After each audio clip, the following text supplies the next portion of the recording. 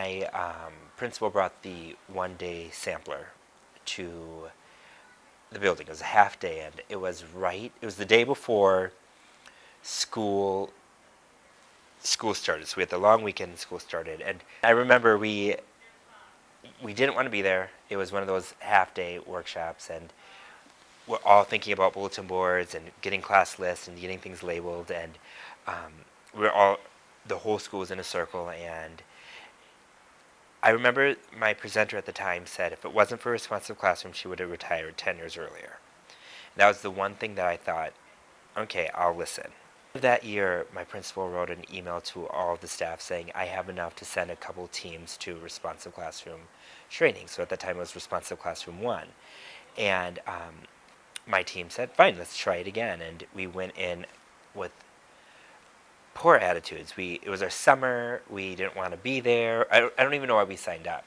And we got there, and we just were unkind. We changed our seats so we could sit by each other all the time, and we would be on our cell phone, and we would fight back because we had the one-day sampler. We knew everything, so we're like, oh, we already know about this. Are you going to challenge us a little bit more? And the lead at that advertised was so kind and so empathetic towards us, and our trainer, I don't even know if he even wants to speak to us ever again. It was not good.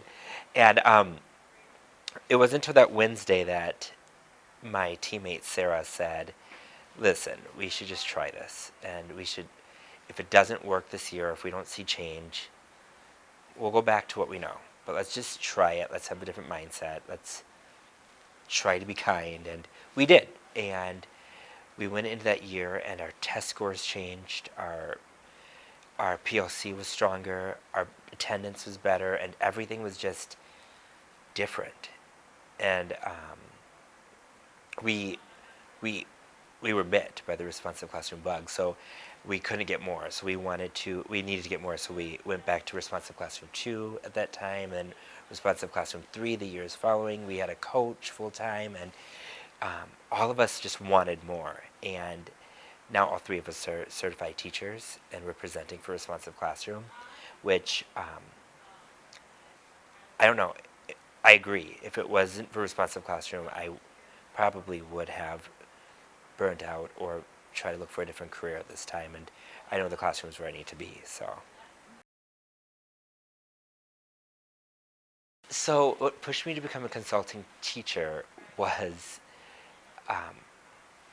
my presenters, to see how they interact with me, knowing that what they were doing, they're practicing what they preach, and the feeling I left at the end of the week, knowing that we could develop this in 4.5 days or 4 days as an adult community, and adult learners are a little bit more, they're more hesitant than children could be. I knew I can create something really, really powerful in 180, 170 something days in a school year, and that's what made me want more. And my coach said, have you thought about presenting? Have you thought about doing certified teacher? And at that time I was like, yeah. And that was another process in its own that was rewarding, challenging, but I've never worked as hard in my life through this process of Responsive Classroom, but I've never enjoyed working as hard in my life.